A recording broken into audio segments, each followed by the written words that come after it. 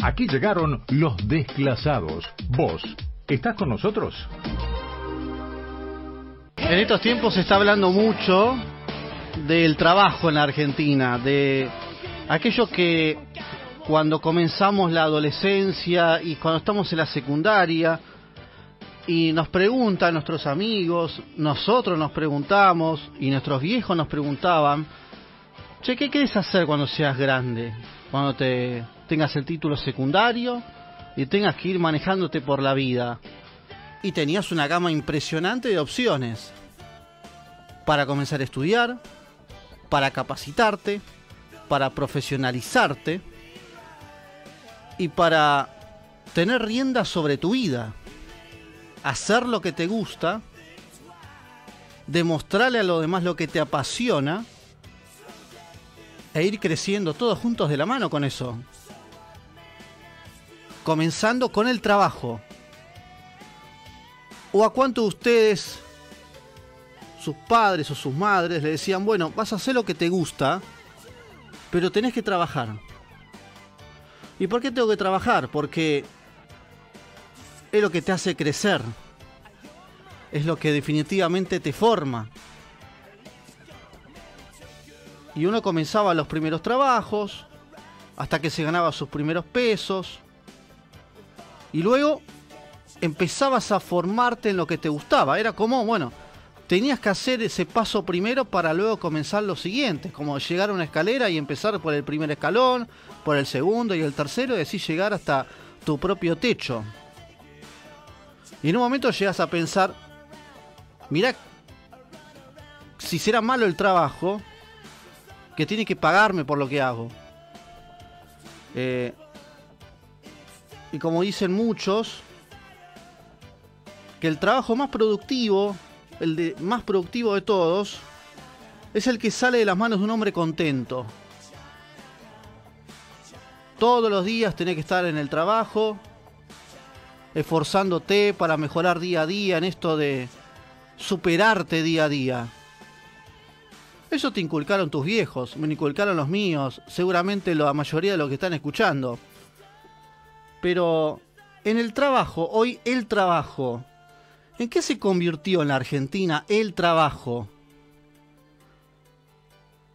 Esto que te estoy diciendo que te hace recordar a tu adolescencia o a tus comienzos. No es lo mismo, ¿no? No es lo mismo. Algo cambió. Y algo cambió porque en la Argentina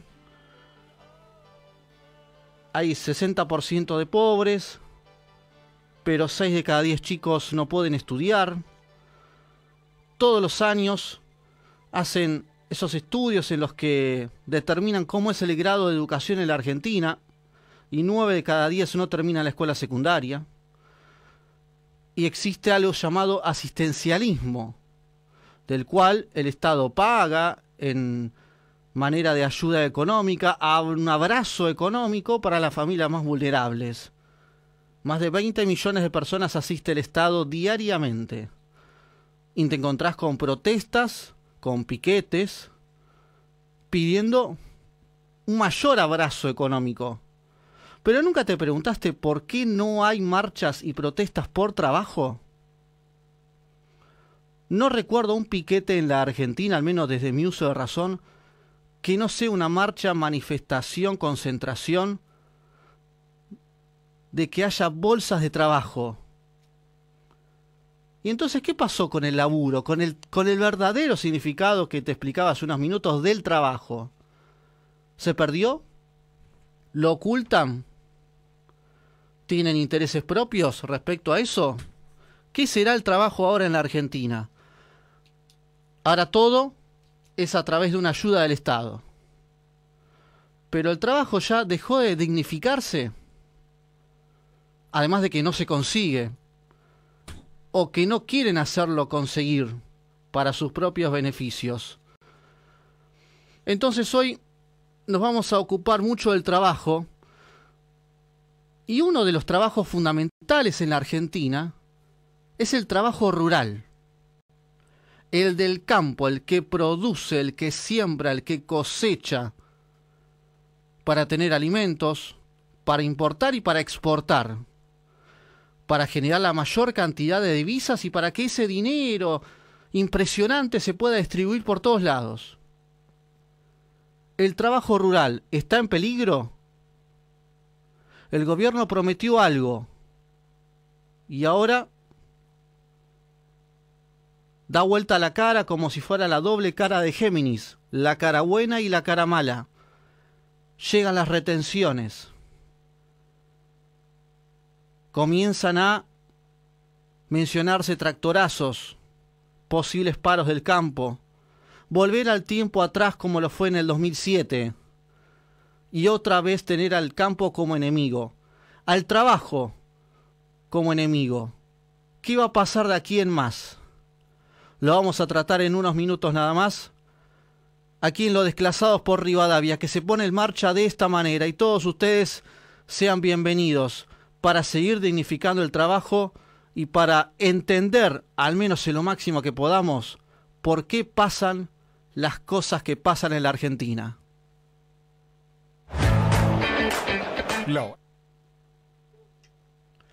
Bienvenidos, estamos en Los Desclasados por Radio Rivadavia, por AM630. Es un placer saludarlos. Mi nombre es Nicolás Machuca. Este es el programa del Dipi. Él se está de vacaciones. Se va a descansar unos días y la semana que viene estará con nosotros. Pero para mí y para todo el equipo que me acompaña es un placer acompañarlos, estar con ustedes en el inicio de cada día, con Laura Parodi en la operación técnica, con Mariano Tuersky en la producción periodística. Un abrazo grande a Andrés Rébora, que se recupere y que esté con nosotros en el día de mañana. Formalmente les doy la bienvenida. Hasta la 1 estamos con vos contándote la realidad de la Argentina. Decir, comentar, opinar, como querés. Esa es la palabra de Los Desclasados. Pleno otoño, que comienza con todo. Llueve en Buenos Aires. 21 grados 7 décimas la temperatura. En un rato te voy a anticipar cómo va a estar el tiempo. Abrigate porque hay que ir acostumbrándose a los nuevos climas que llegan en la República Argentina, al menos en esta época del año. Dije climas. ¿Cuál será el clima del campo hoy? ¿Cuál será el clima de lo que el gobierno en el fin de semana, a través de Julián Domínguez, el ministro de Agricultura, Ganadería y Pesca, para muchos sorprendió y para otros no, de que el gobierno no iba a dar retenciones? Y sin embargo, primeras horas del sábado, el ministro de Agricultura, Ganadería y Pesca mencionaba que iba a haber retenciones. Algunos lo niegan, otros no. Pero ¿cuál será la realidad del trabajador rural y qué piensa también la política sobre esto? Y para eso lo tenemos en línea y es un placer poder saludarlo y agradecerle este tiempo al diputado Alejandro Cacase de la UCR por parte de San Luis. Hola Alejandro, buenas noches, gracias por atenderme. Soy Nicolás Machuca en Radio Rivadavia. Buenas noches, Nicolás, un gusto saludarte a vos y a toda la audiencia. Lo mismo digo. Alejandro, últimamente te he escuchado con mucha atención en las últimas entrevistas, del cual a través de distintos medios vos das mucho hincapié a través de la economía, y la economía tiene mucho que ver con lo que está pasando ahora en el campo. Estas retenciones que ahora el gobierno anunció durante el último fin de semana, ¿qué van a representar para el futuro? Sí, son más trabas, en definitiva. Yo te escuchaba, la introducción que hacías muy buena. Y esta actividad económica, para poder prosperar, necesita cierta estabilidad de las reglas de juego, cierta previsión. Y es cierto que el gobierno continuamente, no solo a través de las retenciones, sino de los cierres de registro de exportaciones o las prohibiciones de exportaciones directamente, cambia constantemente la ecuación de ese negocio. Entonces hace más difícil prever. Ni que hablar cuando les cierra mercados. Fíjate, cuando se decide una prohibición de exportación es algo gravísimo, porque conseguir un mercado, establecer una relación, generar un cliente, generar confianza lleva mucho tiempo. Y cuando después eso se cierra, después cuesta mucho reabrirlo.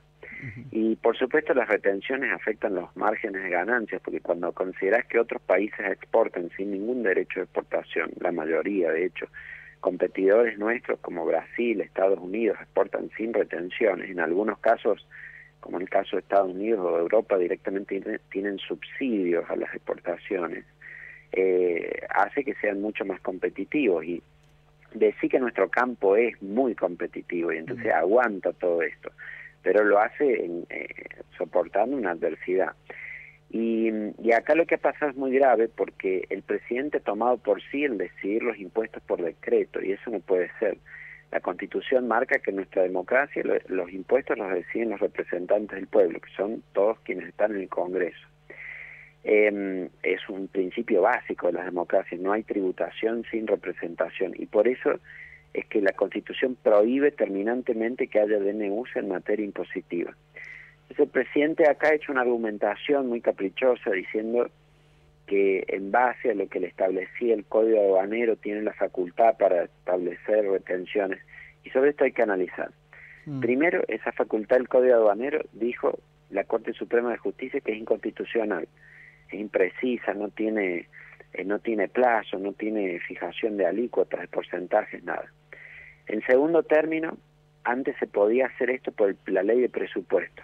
Después, cuando llegó la ley de emergencia, cuando arrancó Fernández, para hacer la historia corta en esto, ampliaron las retenciones al 33%. Sí. Pero tenía una facultad hasta el 31 de diciembre de 2021. Cuando vino con el proyecto de presupuesto 2022, nosotros lo rechazamos. Buscaron prorrogar las facultades delegadas hasta el 2024, también los rechazamos. Entonces, el 1 de enero yo dije en un artículo, las retenciones a partir de hoy son inconstitucionales si no hay ley del Congreso. Hizo una acción la sociedad rural, hizo un pronunciamiento la mesa de enlace. En febrero el Tribunal Fiscal de la Nación dijo no puede haber aumento de las retenciones sin aprobación del Congreso. Y esto es exactamente lo que ha hecho ahora el presidente. Ha aumentado al 33% de nuevo los derechos de exportación sobre la harina y aceite de soja por decreto sin aprobación del Congreso, lo cual es manifiestamente inconstitucional. Y además lo hace en el contexto de esta declarada guerra contra la inflación, que como concepto ya es preocupante. Es preocupante porque declara la guerra a 2 años de comenzado el gobierno, entonces no sé qué estuvo haciendo el resto del tiempo con el principal problema de la economía argentina. Segundo, porque tiene esta concepción de que es la guerra contra un enemigo, y entonces él señala a los empresarios, a los especuladores, ahora culpa la guerra en Ucrania. La guerra en Ucrania empezó hace menos de un mes y la inflación argentina lleva años. Sí, total. Empresarios que quieren maximizar ganancias existen en todo el mundo. Precios internacionales suben por su característica en todos lados y afectan en todos los países. Sin embargo, la inflación está acá, en Argentina, que llega ya casi a los 60 puntos. Entonces, si empezamos por un diagnóstico equivocado, errado, buscando culpables sin asumir ninguna culpa en los errores de política económica que tiene, y no vamos a llegar a ningún lado con eso. Sí. Y entonces él dice, voy a hacer, la primera medida para luchar la inflación es establecer más retenciones, diciendo voy a desacoplar los precios internos de los internacionales.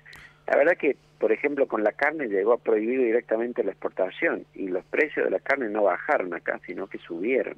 Entonces, eso muestra la inefectividad de la visión que tienen sobre el tema de la economía y la inflación. Bueno, y por eso mismo, Alejandro, alguno de los puntos que marcabas recién, Ricardo López Murphy, diputado de Juntos por el Cambio, denunció penalmente a Alberto Fernández por justamente esto que decías, por las retenciones por decreto.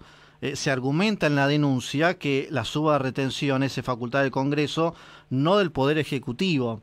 Esta denuncia, por supuesto, si trasciende más todavía, ¿vos vas a estar de acuerdo como diputado, como hombre también representativo del tema? Sí, obviamente que hay un abuso ahí de las facultades que está haciendo el presidente, y eso es lo que creo Ricardo ha señalado. Las denuncias lo que hacen es que después tiene que investigar un fiscal, ¿no? Y ponerle en conocimiento al fiscal para que investigue. Acá hay distintas vías que esto va a tomar. Por un lado es la judicial, que en sí pueden ir principalmente los afectados, es decir, aquellos que tienen que pagar el tributo, así como fueron en su momento la sociedad rural presentó una acción o sucedió esto en el Tribunal Fiscal, ellos pueden ir y solicitar una medida cautelar, una declaración de inconstitucionalidad, evitar pagar el impuesto o hacer que se les devuelva lo que ya pagaron, que es lo que se llama una acción de repetición.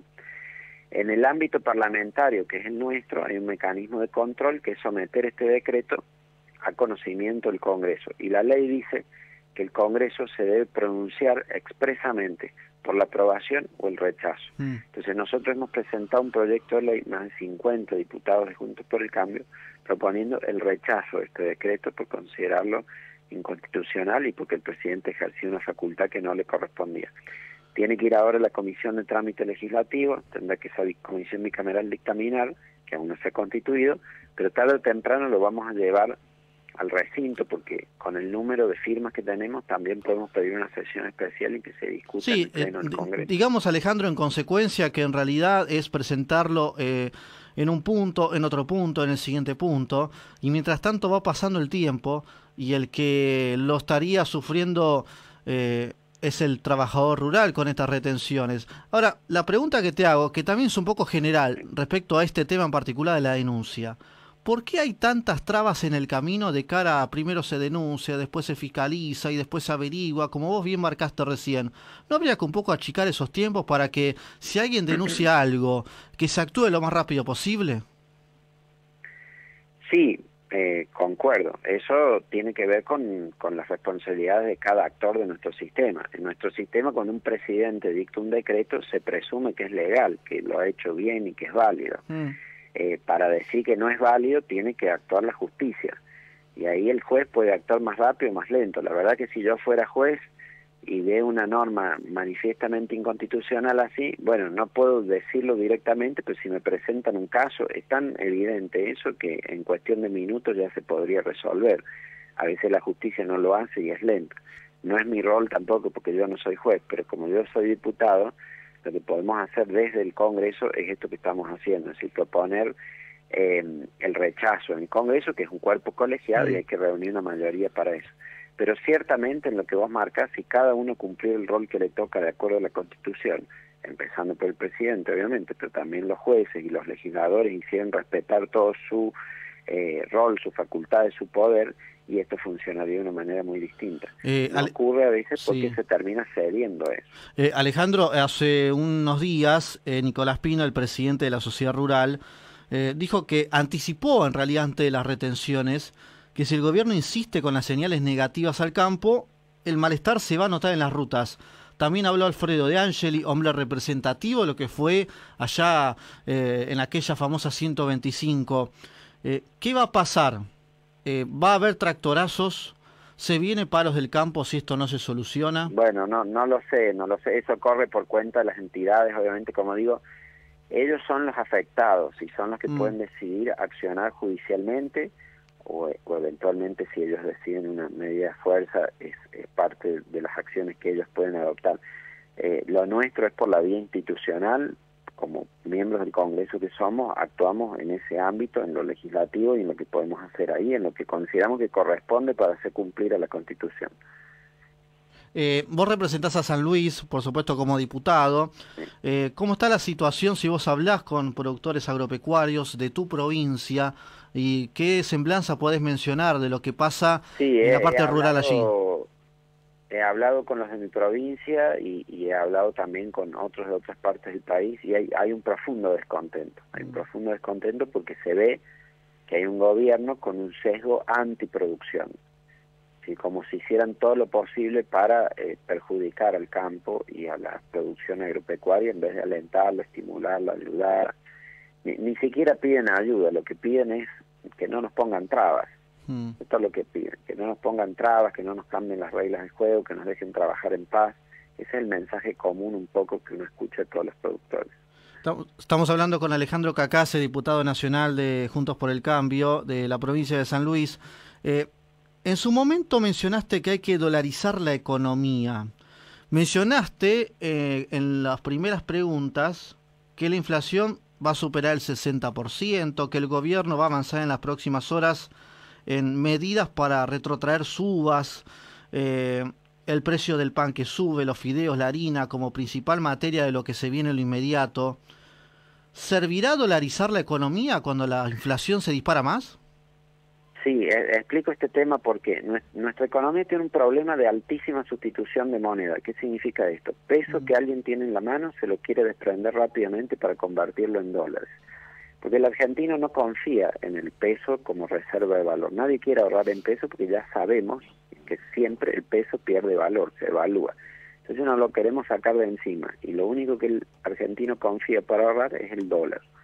Eso que es conocido por todos, lo que se llama sustitución de moneda. Cambio la moneda local por la moneda extranjera en la que hay confianza. El hecho de que ese cambio se produzca siempre aceleradamente hace en términos económicos caer la demanda del peso. Al caer la demanda del peso, eso espiraliza los precios en peso y genera la inflación que tenemos. Por eso se ha probado todo tipo de herramientas para controlar la inflación, desde los acuerdos de precio y controles de precio que no sirven para nada que hace el gobierno, hasta todas las herramientas monetarias que ha adoptado el gobierno anterior, como la emisión cero, las metas de inflación, la sube de tasas de interés, todo lo que el FMI receta también para todos los países y ha recetado ahora para la Argentina. Nada funciona porque por más herramienta monetaria siempre el argentino cambia peso por dólar y cada vez hay un mayor nivel de dolarización de facto. Fíjate que esto no es solo un problema del último año, ni del último gobierno, ni de los últimos 10 años, es un problema histórico de la Argentina. Salvo dos momentos que tuvimos convertibilidad, una después de la crisis de 1890 y otra en 1990, 91, todo el resto del tiempo que gestionamos una moneda, tuvimos inflación, devaluación, más inflación. Sí. De hecho, de que creamos el Banco Central, tuvimos más inflación de que antes que tuviéramos Banco Central. No es capaz la Argentina, lamentablemente, de gestionar institucionalmente una moneda propia. Y eso hace históricamente que los argentinos no confíen en la moneda propia, pero sí confíen en una moneda extranjera que es el dólar. Sí. Lo más simple, lo más rápido, lo más efectivo para cortar la inflación de cuajo es directamente adoptar esa como moneda oficial de la Argentina. ¿Y qué opinas, Alejandro, cuando algunos economistas y también algunos integrantes de los medios de comunicación mencionan que para solucionar la economía hay que imprimir más billetes? No, eso hace peor todavía. Eso hace peor. Si uno imprime más, con mayor emisión se genera más inflación. Pero vos pensás que con un mismo nivel de producción de bienes y servicios, si yo duplico la cantidad de billetes y duplica los precios para que esa producción alcance el nivel de oferta monetario, de circulación de billetes que hay. Entonces eso es echar más leña al fuego.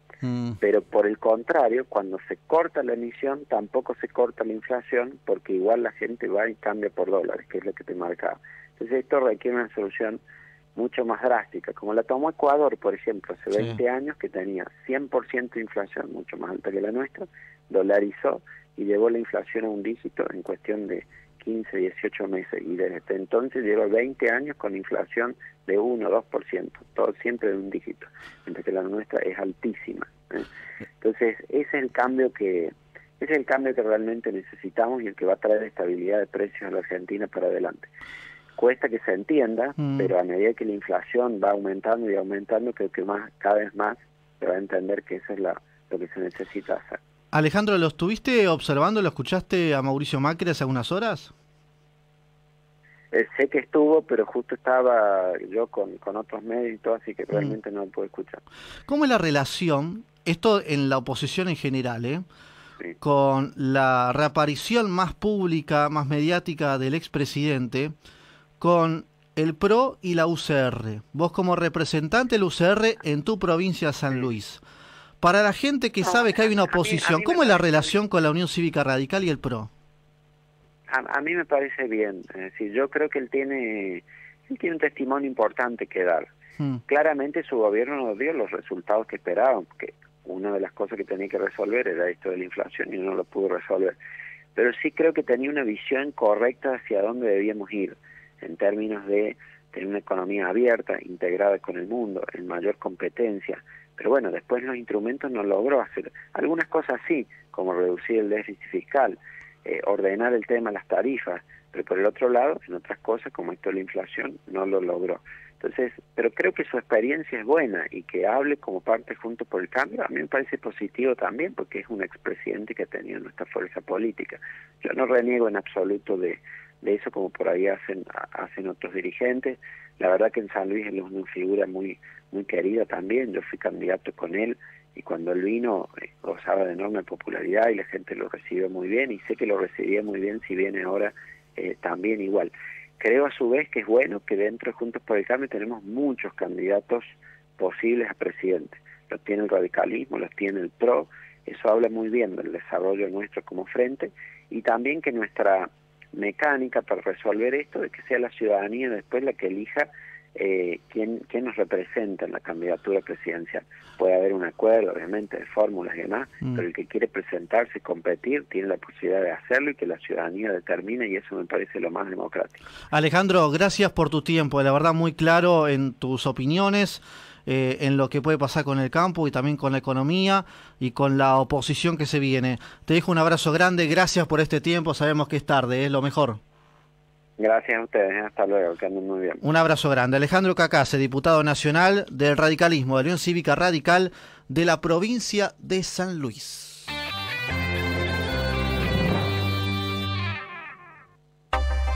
Sos desclasado, no tenés un lugar en esta sociedad. El DIPI te banca la parada. En un rato vamos a seguir hablando de la realidad argentina, de las primeras reflexiones que nos va dejando el lunes, en el comienzo del martes. En un rato vamos a hablar de lo que va a pasar con la inflación, de las medidas que se van a tomar. También atención, porque va a haber paro de los hospitales porteños. En realidad ya rige el paro de hospitales porteños. Vamos a anticipar un poco de lo que va a pasar en este día martes. Y también voy a dedicarle unos minutos. Quédense jubilados, pensionados, quédense. Hasta la 1 estamos. Nos queda la última media hora por delante, porque vamos a dar algunas noticias importantes de lo que viene y aclarar algunas dudas también. Y si nos queda algo de tiempo, también hablar con vos en vivo. Pero en un rato nada más, Es lo que te propongo. Se vienen momentos difíciles para nuestros adultos mayores y vamos a adelantar algunas cosas que después las iremos desarrollando en el transcurso de la semana. Pero como este programa es tan versátil, vamos de acá para allá, pasamos de hablar del campo, de la inflación, de la dolarización, después vamos a hablar de jubilados, vamos a hablar de los hospitales, vamos a ir por todos lados. Y un tema que me llama mucho la atención tiene que ver con la pandemia. Ayer abríamos el programa respecto a lo que ha sido eventos masivos con una cantidad de gente impresionante en la fecha de los clásicos, en el Lollapalooza, con ya restricciones que acá en la Argentina prácticamente no existen, con esta disputa que se ha creado entre la provincia y la ciudad de barbijos sí, barbijos no para los niños en las escuelas, la obligatoriedad o no del uso del barbijo, de a poquito sin darnos cuenta, a pesar de todos los líos que tenemos día a día, que la nueva normalidad está llegando, por suerte, dicen. Pero del otro lado del mundo están pasando cosas. Y sorprendió cuando China, de un momento a otro, volvió a confinar después de 2 años. O como hace 2 años, mejor dicho. Más de 17 millones de personas de repente tuvieron que nuevamente aislarse y China endurece el confinamiento en lo que es su noreste por un repunte del COVID. ¿Qué va a pasar con esto? China que se está en una convulsión también por la caída del avión que observábamos, el Boeing 737 de la empresa china Eastern Airlines, que transportaba 132 pasajeros, un video impactante de la caída libre impresionante de ese avión en China. Y nos vamos a ir a China para entender quizás lo que puede llegar a pasar acá. Esperemos que no, con el rebrote que hay de COVID. Para eso vamos a hablar con Brian González, él es argentino, vive en Chile, es periodista, es influencer. Y por supuesto es un gusto saludarte, Brian, gracias por atenderme a la distancia. Estamos en Buenos Aires, en Radio Rivadavia, ¿cómo estás? Hola Nicolás, ¿cómo estás? Un gusto estar hablando contigo. Me alegro lo mismo, Brian. ¿Dónde estás específicamente en China? Estoy en Beijing, en la capital. Beijing. En este momento, ¿cómo está la situación del confinamiento? Llegan acá reportes de que varias ciudades de China prácticamente han endurecido sus restricciones de un momento al otro. Sí, bueno, básicamente lo que sucedió fue en principio en la ciudad de Changchun, en el noreste de China, como bien lo decías. Es una ciudad con 9 millones de habitantes, esa fue la primera que entró en confinamiento. Luego la ciudad de Shenzhen, en el sur de China, con 17 millones de habitantes, también entró en confinamiento y restricciones. Afortunadamente en este momento, desde el día de ayer, la ciudad de Shenzhen empezó a aflojar un poco estas restricciones. Por ejemplo, empezó nuevamente a funcionar el transporte público, porque como ya sabemos en China las restricciones son muy estrictas y justamente cuando hay una una cuarentena, como se le dice, o un confinamiento, ni siquiera funciona el transporte público. Entonces, el día de ayer Shenzhen ya aflojó un poco la situación. Pero, por ejemplo, en otras ciudades, como puede ser en la provincia de Fujian, también aparecieron más casos. O sea, en este momento en la provincia de Jilin, en el noreste, hubo 1.900 casos y en la provincia de Fujian 100 casos. Quizás para los números que se están acostumbrados en Occidente eso parece muy poco, pero en China se lleva la política de COVID cero, de poder tener 0 casos básicamente. Entonces por esa situación, por esta cantidad de casos mínima incluso, también se hacen cuarentenas en ciudades completas. O sea, Brian, que en tu situación, vos estando en Beijing, todavía eso no ha pasado. Afortunadamente, estando en Beijing no ha pasado. Igualmente, el virus, o sea, los casos de coronavirus llegaron a 28 provincias. Ajá. En Beijing ya lo tenemos. Lo que sucede es que estamos con cuarentenas focalizadas, digamos, ¿no? En un barrio, en un edificio, no en toda la ciudad. Entonces esa es la diferencia que tenemos en Beijing con el resto de las ciudades. Uh-huh. ¿Y qué se habla sobre? ¿Se habla de una nueva cepa o forma parte de las últimas cepas que invadieron Europa y gran parte del mundo? En este momento la cepa que está presente en China es Omicron. Ajá. Por esa razón también la cantidad de casos es mucha, pero también es mucha, de un 95-97% de los casos son asintomáticos o muy leves. Entonces se ha visto que es la cepa Omicron, pero obviamente el día de ayer ya se comunicó con lo que comunicó la OMS, justamente de esta nueva cepa que tiene características similares de Omicron y Delta, pero por el momento no ha llegado a China porque recién empezó en Europa, así que afortunadamente todavía no tenemos esa cepa presente acá. Con un país, Brian, de más de 1.400 millones de personas, acá en la Argentina, hace poquitas horas se cumplieron 2 años desde el inicio de la declaración en realidad de la cuarentena y la pandemia fuerte. ¿Cómo se vivió, estando vos allí con tu experiencia, que 1.400 millones de personas puedan convivir con el COVID? Bueno, lo que sucedió en un principio es que, a ver, la idiosincrasia asiática cuando pasan este tipo de cosas es distinto de lo que se ve en una conducta en Occidente, ¿no? Acá, por ejemplo, hay un rebrote de lo que sea, incluso de gripe normal y ya todo el mundo anda con barbijo. Ajá. Es una cosa totalmente distinta que ya se está, no acostumbrado, pero ya se tiene esa idea, ¿no? Porque ya lo vimos con el SARS en el 2003 o con, por ejemplo, la gripe aviar o la gripe porcina también en casos anteriores. Entonces, cuando sucedió esto, bueno, ya todo el mundo con barbijo. Todo el mundo con alcohol en gel. Ya había un poco de concientización en ese aspecto. Pero luego lo que sucedió es que, bueno, que el virus empezó a expandir por diferentes ciudades y entraron ciudades a poder a tener más restricciones, ¿no? La restricción más grande obviamente fue en la ciudad de Wuhan, que estuvo más de 70 días en cuarentena, ¿no? Pero, por ejemplo, en ciudades como Beijing, bueno, se volvieron casi ciudades fantasmas, no había gente en las calles, se respetaba lo que era ahora, Brian, igualmente acá la diferencia es, te dicen 1 metro de distanciamiento, no 2 metros. Ajá. Así que, pero bueno, fue así. Ahora, Brian, todo lo que estás narrando con mucho detalle, que el ciudadano chino, y vos también, por supuesto, porque vivís allí, mencionaste que desde este nuevo confinamiento hay como una suspensión del transporte, hay distintas restricciones que volvieron. Ahora, si hay tanto cuidado, ¿cómo hubo un rebrote tan grande? Bueno, a ver, para China es un rebrote muy grande, pero por ejemplo, el día de ayer hubo en total 2.300 casos.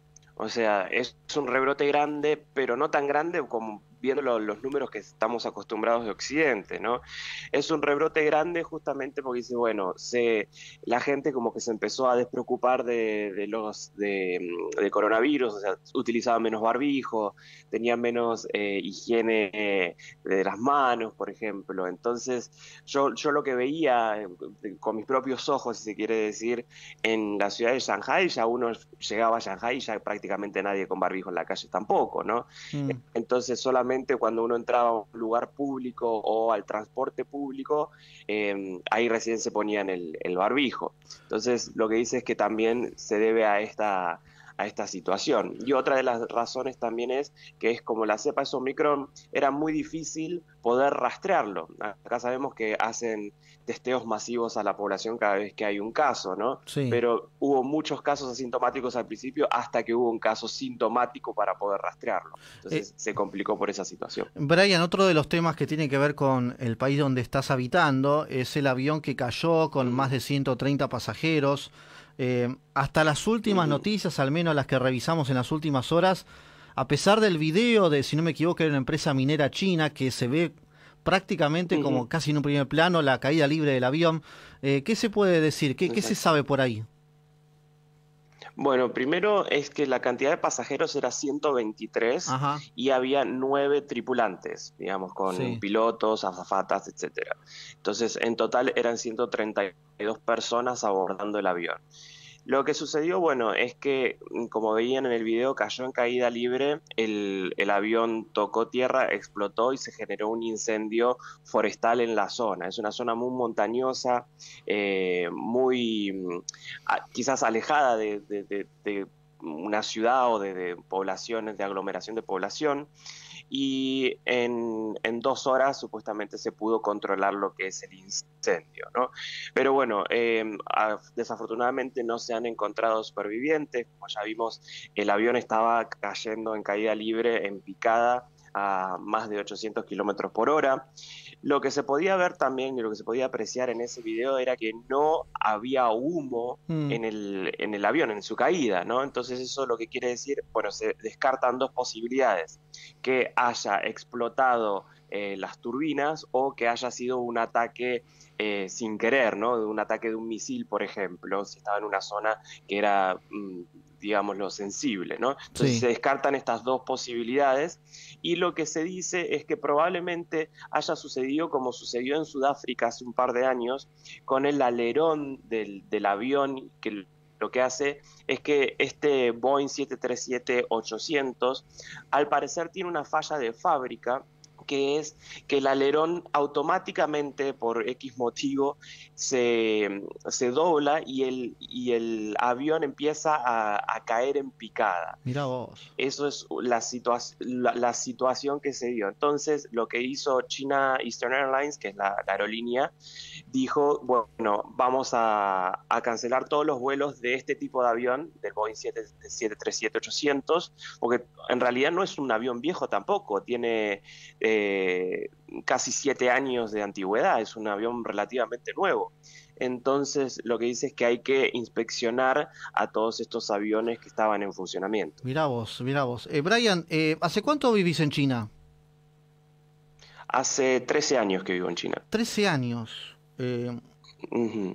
¿Te fuiste por necesidad o por gusto? Por gusto, vine a estudiar, me gané una beca para poder estudiar el idioma, entonces aquí hice mi licenciatura y luego mi maestría, y bueno, luego empecé a trabajar, así que ya estoy acá hace casi 13 años. Sí. Te hago la última y agradeciéndote el tiempo. ¿Cómo ves a la Argentina 13 años alejada de ella? Y todo lo que observás que está pasando, lo que te enterás en las noticias, con la inflación, con el dólar, con el comportamiento de la sociedad.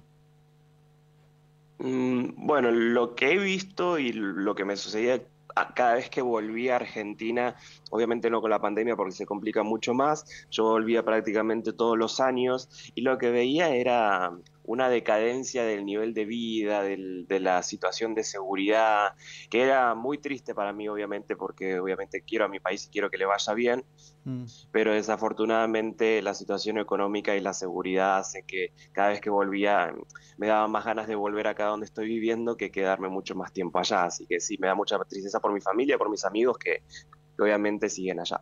Brian, gracias, muy claro todo lo que explicaste y bueno, ojalá que se solucione la situación allí en gran parte del noreste de China y que ese confinamiento, esos casos fuertes no lleguen a la Argentina y que no haya más rebrotes. Te dejo un abrazo y gracias por las explicaciones. Muchísimas gracias a ustedes, que tengan muy buenas noches. Un abrazo grande. Brian González, argentino, vive en Beijing, en China. Hace 13 años, periodista, influencer, explicándonos sobre la noticia que un poco preocupa. Después de varios meses, de repente, de un momento al otro, de un parpadeo a otro, China tuvo que restringir nuevamente, cerrar nuevamente, y hay más de 2.000 y pico de casos. Pero en los últimos días, más de 17 millones de personas tuvieron que volver al confinamiento. Ojalá acá no pase, mientras se discute si los niños o no tienen que ponerse barbijo para ir a la escuela, que eso también es importante, que sigan yendo a la escuela y que la pandemia se vaya de una buena vez y que podamos volver a tener nuestra vieja convertida en nueva normalidad.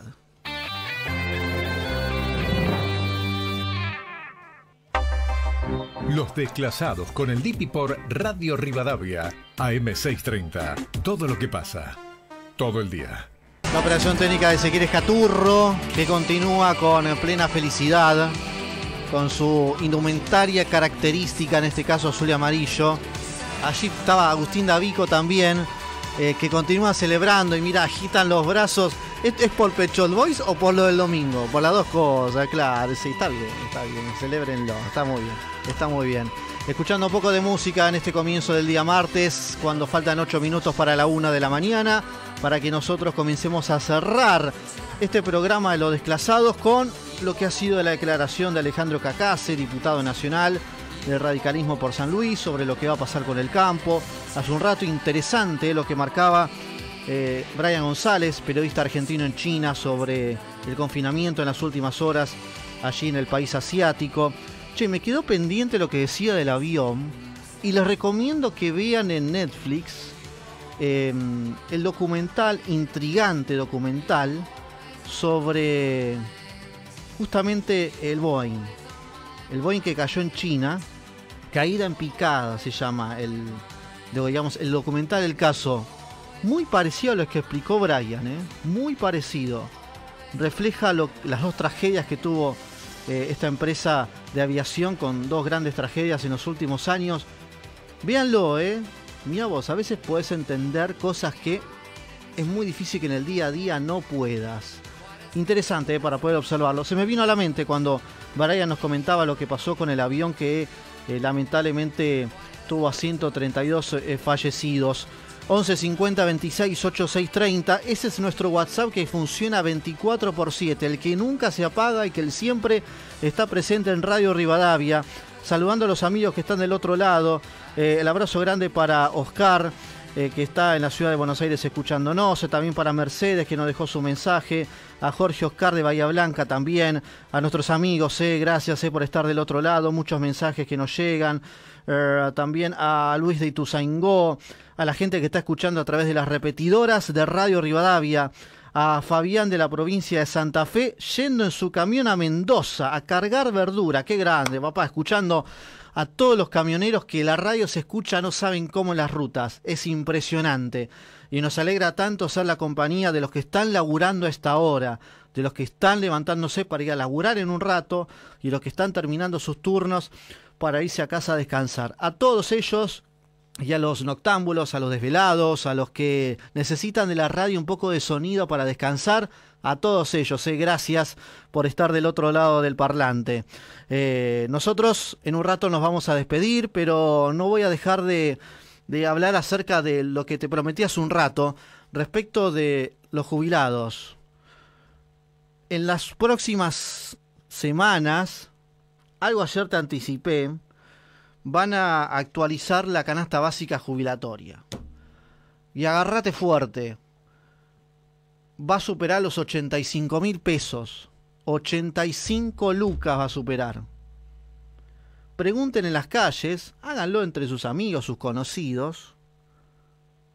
¿Quién gana 85.000 pesos? De piso, ¿Un buen administrativo? Aproximadamente. Bueno. Esa va a ser la canasta básica de los jubilados, que cobran casi 3 veces menos. Casi 3 veces menos. Y no va a haber aumentos, no va a haber bonos. No va a haber bono para jubilados. Algo dijeron por ahí. Descartado. No es como el año pasado. Ahora, ¿sabes por qué no es como el año pasado, que entregaban bonos cada 3 meses? Porque no hay plata. Porque al PAMI le van a sacar 10.000 millones de pesos, y porque el ANSES, con el acuerdo con el Fondo Monetario, a través de su Fondo de Garantía de Sustentabilidad, te lo traduzco esto, es la caja del ANSES, van a sacar recursos para pagar al fondo. Va a faltar guita, va a faltar dinero de las arcas del ANSES. No va a faltar para pagarle al jubilado, pero va a faltar para pagarle más. ¿O por qué crees que los juicios ANSES los apela? Que tiene que pagar 5 años al menos millones de pesos a una persona. Está realmente muy difícil la situación. También comienzan los informes del primer trimestre del año que mencionan que por el aumento del 12,28, insuficiente por donde lo mires en cada letra de la palabra, el jubilado está perdiendo entre 6 y 8 puntos con la inflación. Comienzan a anticipar que la inflación va a trepar en marzo de una manera exponencial y se va a ir a más del 60% en poco tiempo. Pero al jubilado le dan 12.